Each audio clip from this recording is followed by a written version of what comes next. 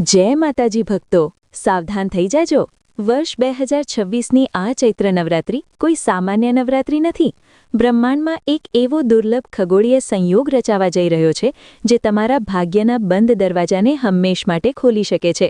શું તમે જાણો છો કે આ વખતે ગ્રહોના રાજા સૂર્ય અને દેવગુરુ બૃહસ્પતિની જોડી કઈ 5 રાશિઓ પર સોનાનો વરસાદ કરવાની છે?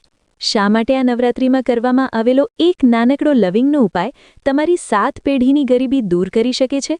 જો તમે અત્યાર સુધી મહેનત કરીને થાકી ગયા છો, દેવું વધતું જાય છે અને ઘરમાં શાંતિ નથી, તો રોકાઈ જજો, કારણ કે આજે હું તમને એ ગુપ્ત રહસ્યો જણાવવા જઈ રહ્યો છું જે કદાચ અત્યાર સુધી કોઈએ તમને નથી કહ્યા।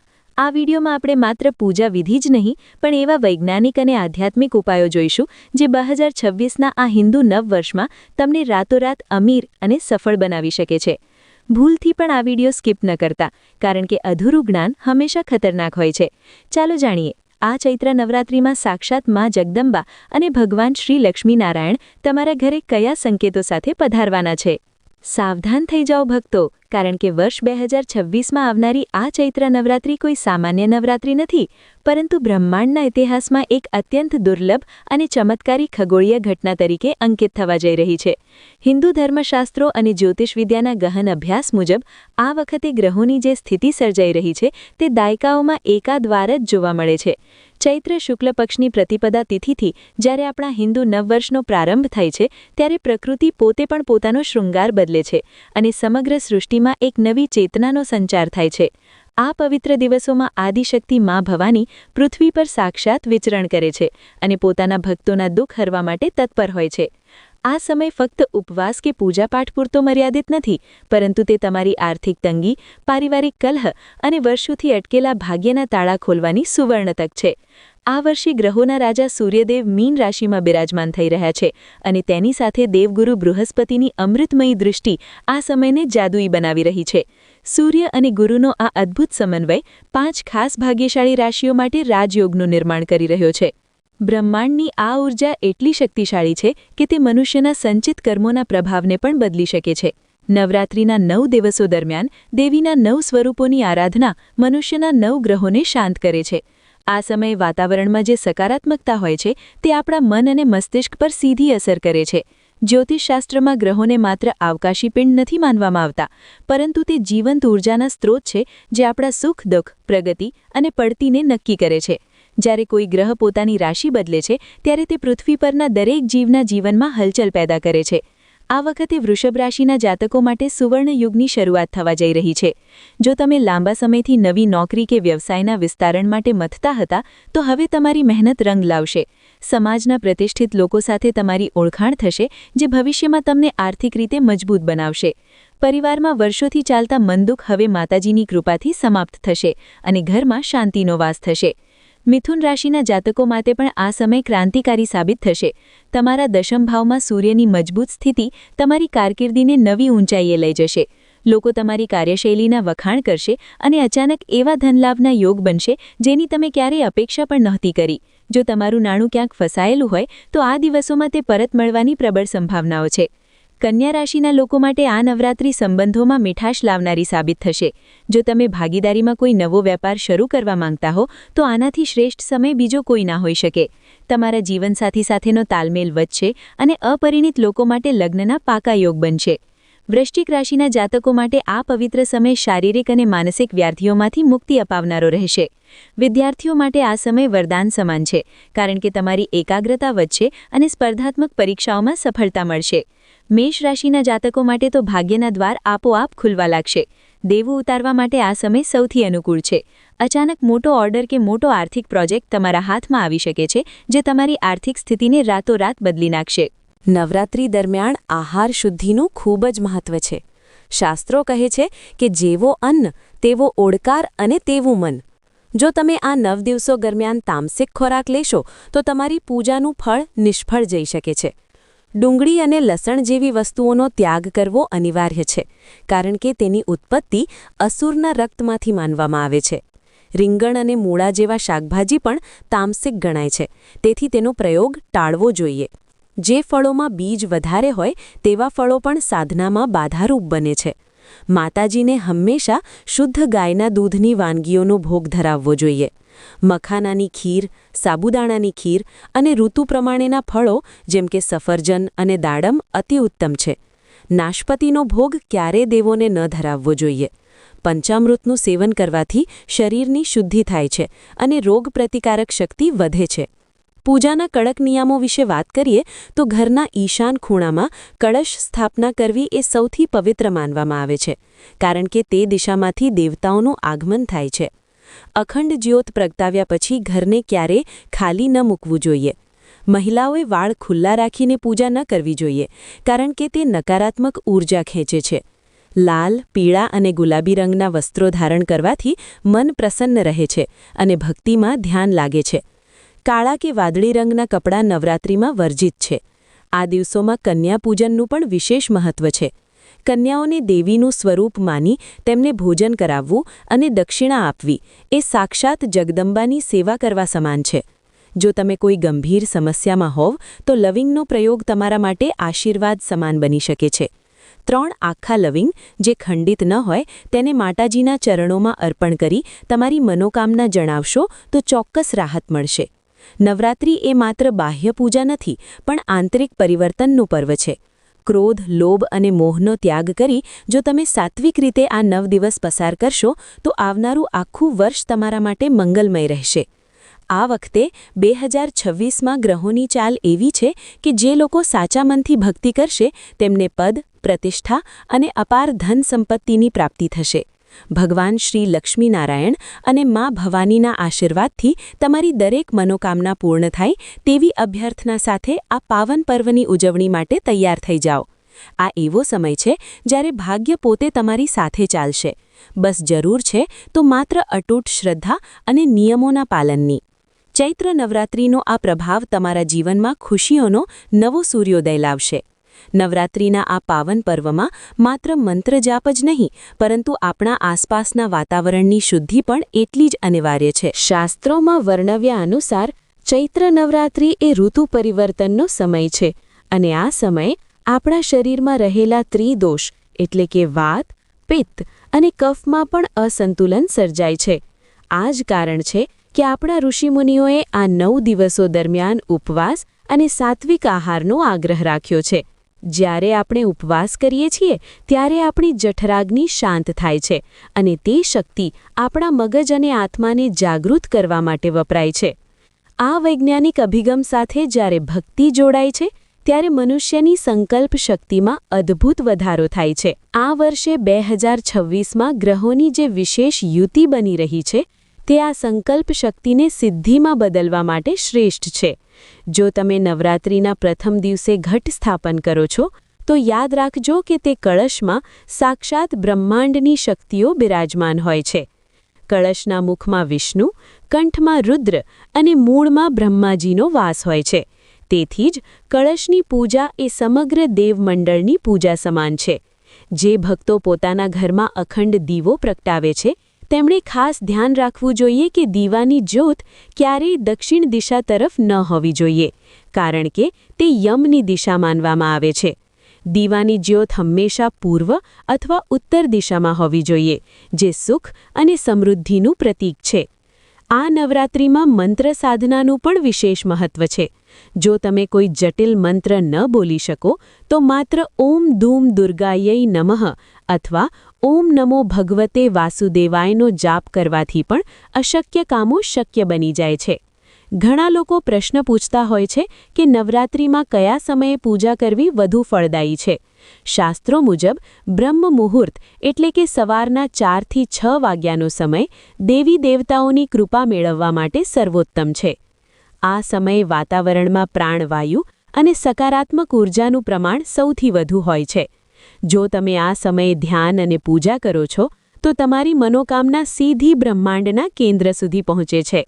આ ઉપરાંત રાત્રિના સમયે કરવામાં આવતી સાધના પણ અત્યંત પ્રભાવશાળી હોય છે, કારણ કે નવરાત્રિનો અર્થ જ નવરાત થાય છે. રાત્રિના સમયે શાંત વાતાવરણમાં માતાજીની સ્તુતિ કરવાથી મન જલ્દી એકાગ્ર થાય છે અને આત્મિક શાંતિનો અનુભવ થાય છે. દાન અને સેવા વિશે વાત કરીએ તો નવરાત્રિમાં કન્યા પૂજનની સાથે સાથે પશુ પક્ષીઓની સેવા કરવાનું પણ અનંત પુણ્ય છે. ચૈત્ર મહિનામાં ગરમી વધી રહી હોય છે, તેથી પક્ષીઓ માટે ચણ અને પાણીની વ્યવસ્થા કરવી એ સૌથી મોટો ધર્મ છે. ગાય માતાને લીલું ઘાસ ખવડાવવાથી તમારા પિતૃદોષ પણ શાંત થાય છે અને કુળમાં સુખ શાંતિ વધે છે. જે લોકો દેવાના બોજ નીચે દબાયેલા છે, તેમણે નવરાત્રિના શુક્રવારે માતા લક્ષ્મીને કમળનું ફૂલ અથવા ગુલાબનું ફૂલ અર્પણ કરવું જોઈએ. આ કરવાથી ધન આવવાના નવા માર્ગો ખુલે છે અને આવકમાં વૃદ્ધિ થાય છે. વ્યાપારમાં પ્રગતિ માટે દુકાન કે ઓફિસના મુખ્ય દ્વાર પર આસોપાલવના પાનનું તોરણ લગાડવું જોઈએ, જે નકારાત્મક ઊર્જાને અંદર આવતા અટકાવે છે. આ 2026ની ચૈત્ર નવરાત્રિમાં એક બીજી વાતનું પણ ધ્યાન રાખવું જોઈએ કે પર્યાવરણ અને પ્રકૃતિની જાળવણી એ જ સાચી ભક્તિ છે. નવરાત્રિમાં જવાર વાવવાની પરંપરા પાછળનો હેતુ એ જ છે કે આપણે અન્ન અને ધરતી માતાનું સન્માન કરીએ. જો તમારા વાવેલા જવારનો રંગ લીલો અને ઉપરથી સોનેરી થાય તો સમજવું કે આવનારું વર્ષ તમારા માટે અત્યંત ભાગ્યશાળી રહેવાનું છે. જો જવારનો વિકાસ ધીમો હોય તો ગભરાવાની જરૂર નથી. બસ માતાજીની વધુ ભક્તિ અને શ્રદ્ધાથી પૂજા ચાલુ રાખવી. આ પવિત્ર દિવસોમાં નિંદા, ઈર્ષા અને અસત્યથી દૂર રહેવું જોઈએ. કોઈનું દિલ દુભાવવું એ સૌથી મોટું પાપ છે. તેથી વાણી પર સંયમ રાખવો અને સૌની સાથે મીઠાશથી વર્તવું. શાસ્ત્રોમાં એક કથા છે કે જ્યારે દેવો અને અસુરો વચ્ચે યુદ્ધ થયું હતું, ત્યારે માતા ભગવતીએ 9 દિવસ સુધી ભયંકર યુદ્ધ કરીને અસુરોનો નાશ કર્યો હતો. આ કથા આપણને શીખવે છે કે આપણી અંદર રહેલા કામ, ક્રોધ અને લોભરૂપી અસુરોનો નાશ કરવા માટે નવરાત્રિના 9 દિવસો શ્રેષ્ઠ છે. જ્યારે મનુષ્ય પોતાના આંતરિક વિકારો પર વિજય મેળવે છે, ત્યારે જ તેને સાચું સુખ અને મોક્ષ મળે છે. ભગવાન શ્રી લક્ષ્મીનારાયણની કૃપાથી જ મનુષ્યને આ પૃથ્વી પર તમામ ભૌતિક સુખો મળે છે અને માતા રાણીની ભક્તિથી તેને આધ્યાત્મિક શક્તિ મળે છે. તેથી આ નવરાત્રિમાં બંનેની સંયુક્ત આરાધના તમારા જીવનને ધન્ય બનાવી દેશે. અંતે યાદ રાખો કે પરમાત્મા માત્ર ભાવના ભૂખ્યા છે. તમે સોના ચાંદીના આભૂષણો ચઢાવો કે ન ચઢાવો, પણ જો તમારું હૃદય શુદ્ધ હશે તો માતાજી તમારા ઘરે ચોક્કસ પધારશે. આ નવરાત્રિમાં દરેક ગરીબની મદદ કરજો, ભૂખ્યાને ભોજન કરાવજો અને જરૂરિયાતમંદ કન્યાઓના લગ્નમાં કે શિક્ષણમાં મદદરૂપ થજો. તમારી આ એક નાની સેવા સાક્ષાત ઈશ્વરની સેવા ગણાશે. નવરાત્રિના આ 9 દિવસો તમારા જીવનમાં નવી આશાઓ, નવા સપનાઓ અને અપાર સફળતા લઈને આવે તેવી મંગલકામના. તમારા ઘરના દરેક ખૂણામાં ખુશીઓનો દીવો પ્રગટે અને તમારી બધી મુશ્કેલીઓનો અંત આવે. ભગવાન શ્રી લક્ષ્મીનારાયણ અને માતાજીના આશીર્વાદ તમારી પર સદાય વરસતા રહે.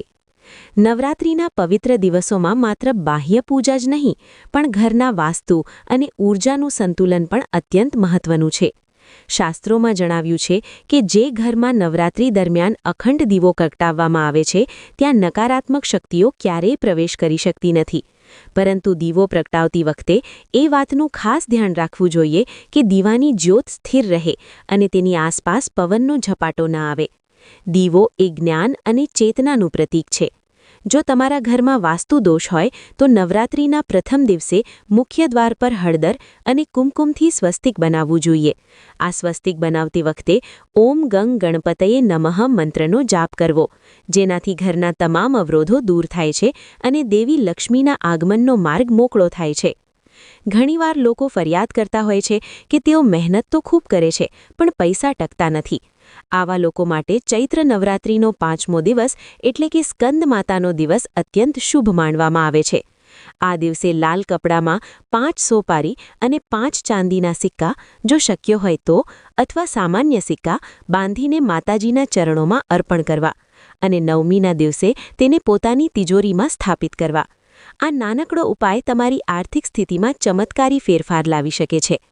ભગવાન શ્રી લક્ષ્મીનારાયણની કૃપા મેળવવા માટે નવરાત્રિમાં દરરોજ વિષ્ણુ સહસ્ત્રનામનો પાઠ કરવો અથવા સાંભળવો જોઈએ. સનાતન પરંપરામાં શક્તિ વગર શિવ અધૂરા છે અને લક્ષ્મી વગર નારાયણ અધૂરા છે. તેથી જ આ 9 દિવસોમાં શક્તિની સાથે વિષ્ણુ સહસ્ત્રનામનું ગાન કરવાથી જીવનમાં પૂર્ણતા આવે છે. 2026ની આ નવરાત્રિમાં ગ્રહોનું ગોચર એવા સંકેતો આપી રહ્યું છે કે જે લોકો લાંબા સમયથી સ્વાસ્થ્ય સંબંધી સમસ્યાઓથી ઘેરાયેલા છે તેમણે દરરોજ સવારે સૂર્યનારાયણને જળ અર્પણ કરવું અને આદિત્ય હૃદય સ્તોત્રનો પાઠ કરવો. સૂર્ય એ આત્માનો કારક છે અને ગુરુ એ જ્ઞાનનો કારક છે. જ્યારે આ બંને ગ્રહો બળવાન હોય ત્યારે મનુષ્યનો આત્મવિશ્વાસ હિમાલય જેવો અડગ બની જાય છે. નવરાત્રિમાં મંત્રોચ્ચારનું વિજ્ઞાન પણ સમજવા જેવું છે. મંત્રો એ માત્ર શબ્દો નથી પણ ધ્વનિ તરંગો છે જે આપણા શરીરના 7 ચક્રોને સક્રિય કરે છે. જ્યારે તમે નવાર્ણ મંત્ર એટલે કે ઓમ ઐમ હ્રીમ ક્લીમ ચામુંડાયે વિચ્ચેનો જાપ કરો છો ત્યારે તમારા અસ્તિત્વના દરેક કણમાં એક નવી ઊર્જા જાગૃત થાય છે. આ મંત્રના પ્રત્યેક અક્ષરમાં એક અદ્ભુત શક્તિ છુપાયેલી છે જે નકારાત્મક વિચારોનો નાશ કરે છે. નવરાત્રિમાં કન્યા પૂજન કરતી વખતે 2 થી 10 વર્ષની કન્યાઓને ભોજન કરાવવું જોઈએ. દરેક વયની કન્યા દેવીના અલગ સ્વરૂપનું પ્રતિનિધિત્વ કરે છે. 2 વર્ષની કન્યા કુમારી, 3 વર્ષની ત્રિમૂર્તિ, 4 વર્ષની કલ્યાણી, 5 વર્ષની રોહિણી અને 9 વર્ષની કન્યા દુર્ગાનું સ્વરૂપ ગણાય છે. તેમને ભોજન કરાવતી વખતે મનમાં એવો ભાવ હોવો જોઈએ કે સાક્ષાત જગદંબા તમારા આંગણે પધાર્યા છે. ભોજનમાં હલવો, પૂરી અને ચણાનો પ્રસાદ આપવો એ શ્રેષ્ઠ છે. કન્યાઓને વિદાય આપતી વખતે લાલ ચુંદડી અને શૃંગારની વસ્તુઓ ભેટ આપવી જોઈએ, જેનાથી માતાજી અતિ પ્રસન્ન થાય છે અને અખંડ સૌભાગ્યનું વરદાન આપે છે. આ ઉપરાંત નવરાત્રી દરમિયાન ઘરની ઉત્તર દિશામાં તુલસીનો ક્યારો હોવો એ અત્યંત મંગળકારી છે. જો તમારી તુલસી સુકાઈ ગઈ હોય તો આ નવરાત્રિમાં નવો છોડ રોપવો જોઈએ. સાંજના સમયે તુલસી પાસે ઘીનો દીવો કરવાથી ઘરમાં સુખ શાંતિ જળવાઈ રહે છે. જે ભક્તો આ 9 દિવસોમાં મૌન પાડે છે અથવા ઓછું બોલે છે તેમની મનોકામના જલ્દી પૂર્ણ થાય છે, કારણ કે વાણીનો સંયમ એ સૌથી મોટી તપસ્યા છે. ખોટું બોલવાથી કે કોઈની ટીકા કરવાથી આપણી પુણ્ય ઊર્જા નષ્ટ થાય છે. તેથી જ મૌન રહીને મનમાં સતત ભગવાનનું સ્મરણ કરવું જોઈએ. ચૈત્ર નવરાત્રિના છેલ્લા દિવસે એટલે કે રામનવમીના દિવસે ભગવાન શ્રીરામનો જન્મોત્સવ પણ ધામધૂમથી ઉજવવામાં આવે છે. આ દિવસ નવરાત્રિની પૂર્ણાહુતિનો અને આસુરી શક્તિઓ પર દૈવી શક્તિના વિજયનો દિવસ છે. આ દિવસે રામરક્ષા સ્તોત્રનો પાઠ કરવાથી પરિવારની સુરક્ષા થાય છે અને અકાળ મૃત્યુનો ભય દૂર થાય છે. આ 2026નું વર્ષ પરિવર્તનનું વર્ષ છે અને આ નવરાત્રિ તે પરિવર્તનની શરૂઆત છે. જો તમે તમારા જીવનમાં કોઈ મોટો ફેરફાર ઈચ્છો છો તો આ 9 દિવસોમાં પૂર્ણ શ્રદ્ધા સાથે દેવીની આરાધના કરજો. ભગવાન શ્રી લક્ષ્મીનારાયણ અને મા ભવાની તમારા જીવનના દરેક અંધકારને દૂર કરી તમને સફળતાના શિખરે પહોંચાડે તેવી પ્રાર્થના.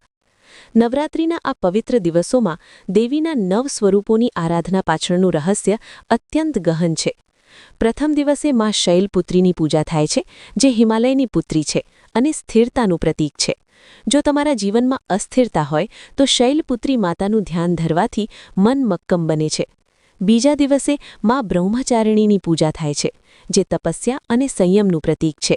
આ સ્વરૂપ આપણને શીખવે છે કે ગમે તેટલી મુશ્કેલીઓ આવે પણ આપણા ધ્યેય પરથી ડગવું જોઈએ નહીં. ત્રીજા દિવસે મા ચંદ્રઘંટાની આરાધના થાય છે, જેમના મસ્તક પર અર્ધચંદ્ર છે અને જે શક્તિ અને શાંતિનો અદ્ભુત સંગમ છે. ચોથા દિવસે મા કુષ્માંડાની પૂજા થાય છે, જેમણે પોતાની મંદ સ્મિતથી બ્રહ્માંડની રચના કરી હતી. આ સ્વરૂપ સૃષ્ટિની ઊર્જાનું કેન્દ્ર છે. પાંચમા દિવસે મા સ્કંદમાતાની પૂજા થાય છે, જે વાત્સલ્ય અને માતૃત્વનું પ્રતીક છે.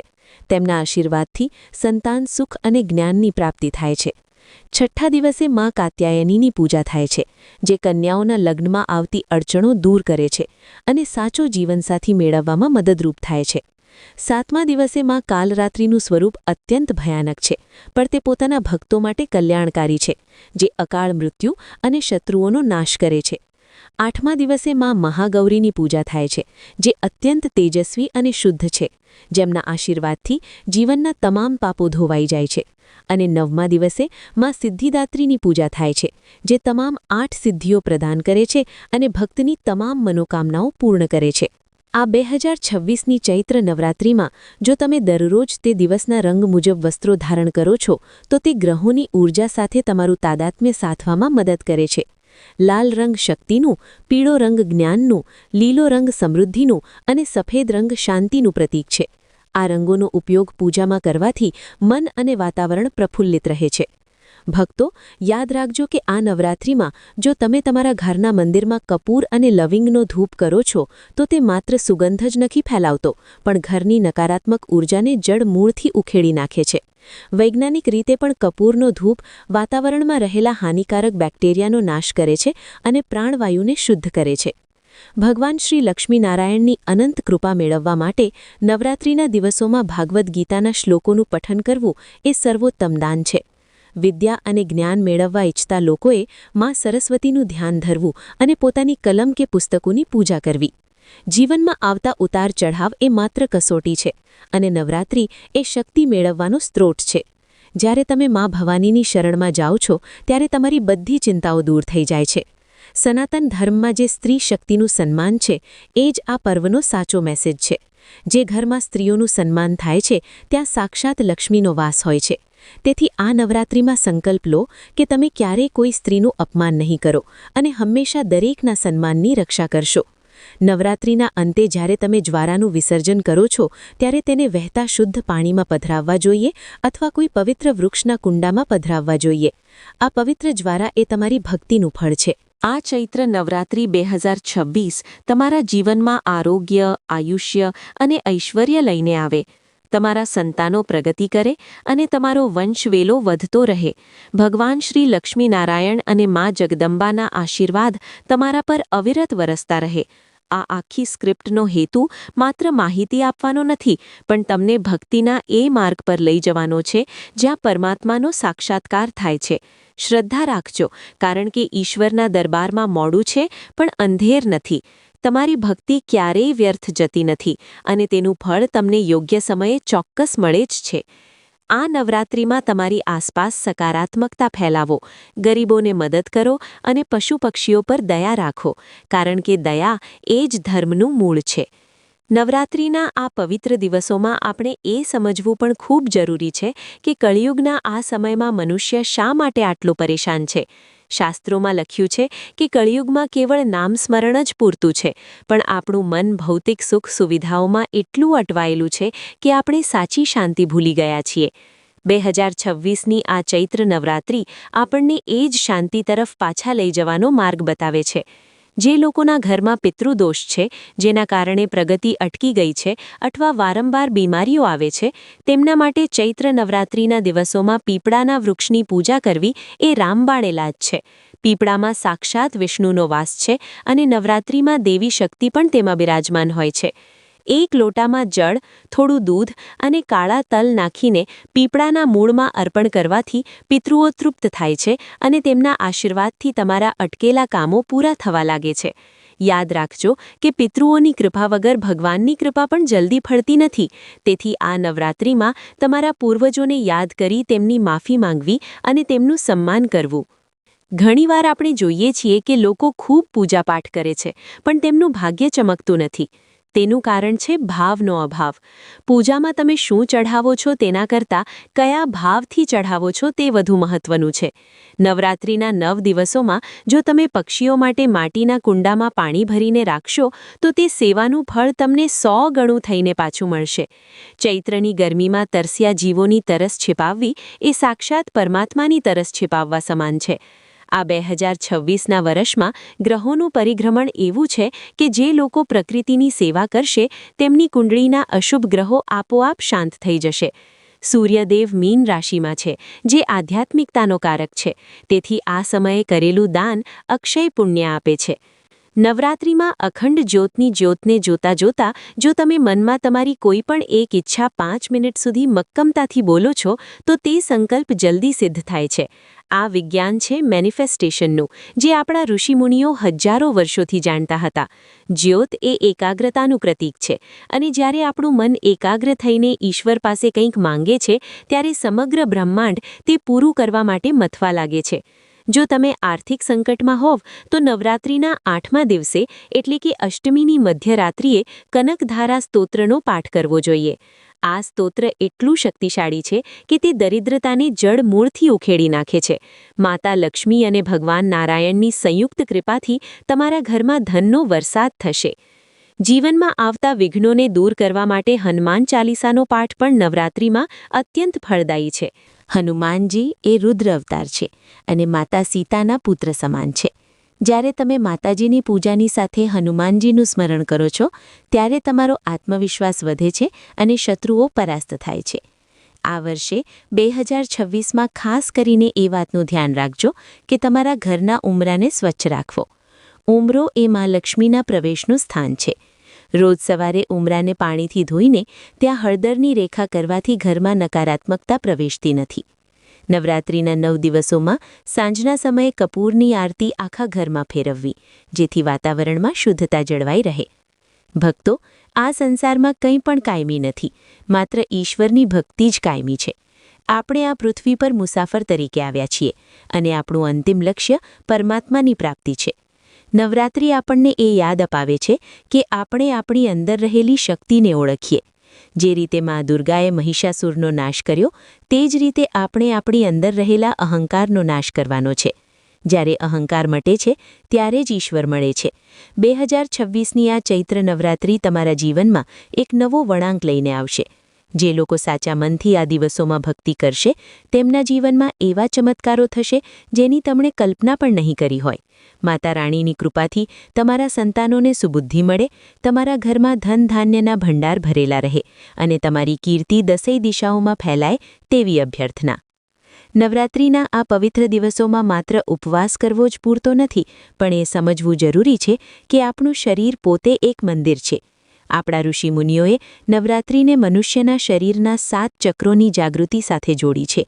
જ્યારે તમે પ્રથમ દિવસે માં શૈલપુત્રીની પૂજા કરો છો ત્યારે હકીકતમાં તમે તમારા મૂલાધાર ચક્રને જાગૃત કરો છો, જે પૃથ્વી તત્વનું પ્રતીક છે. જો તમારું મૂલાધાર ચક્ર નબળું હોય તો તમારા જીવનમાં આર્થિક અસ્થિરતા અને ડર રહે છે.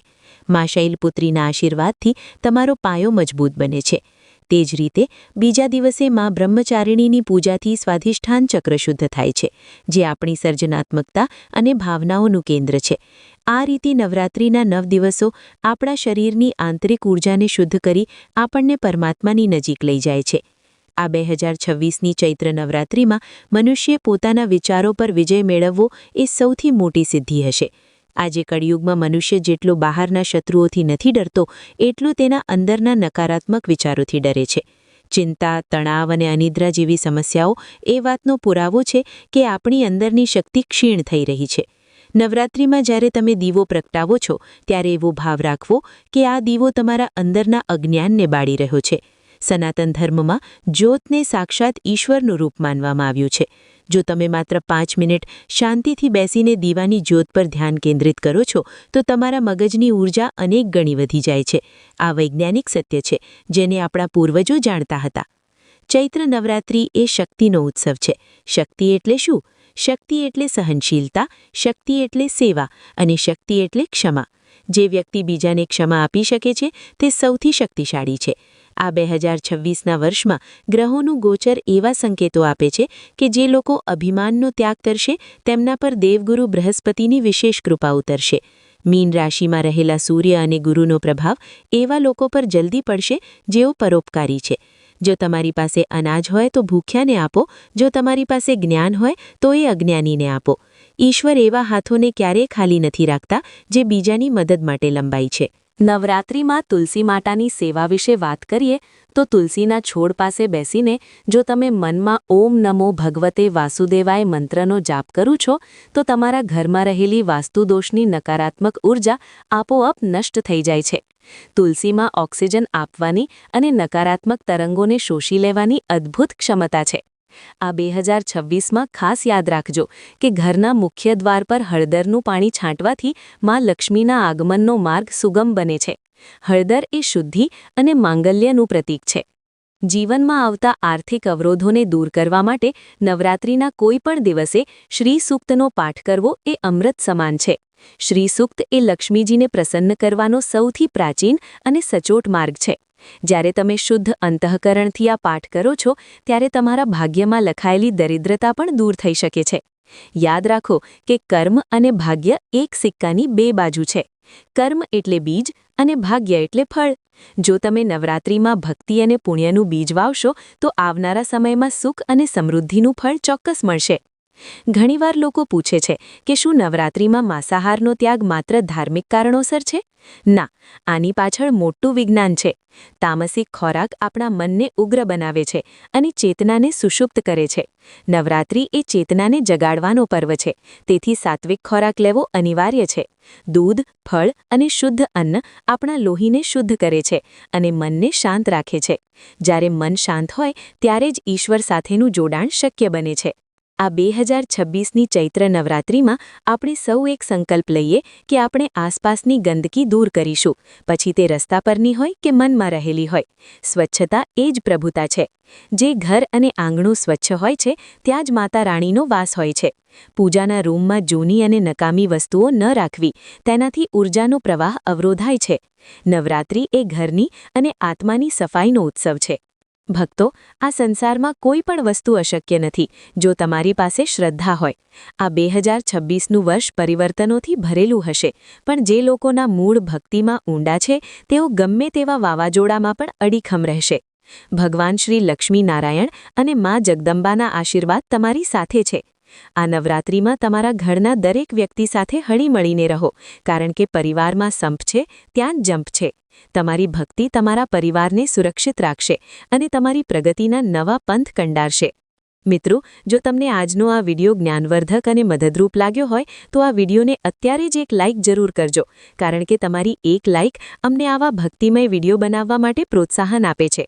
આ પુણ્યશાળી જાણકારી માત્ર તમારા સુધી સીમિત ન રાખતા તમારા મિત્રો, સગા સંબંધીઓ અને વોટ્સએપ ગ્રુપમાં આ વિડિયોને વધુમાં વધુ શેર કરજો, જેથી બીજા ભક્તો પણ આ મહાસંયોગનો લાભ ઉઠાવી શકે અને પિતૃદોષમાંથી મુક્તિ મેળવી શકે.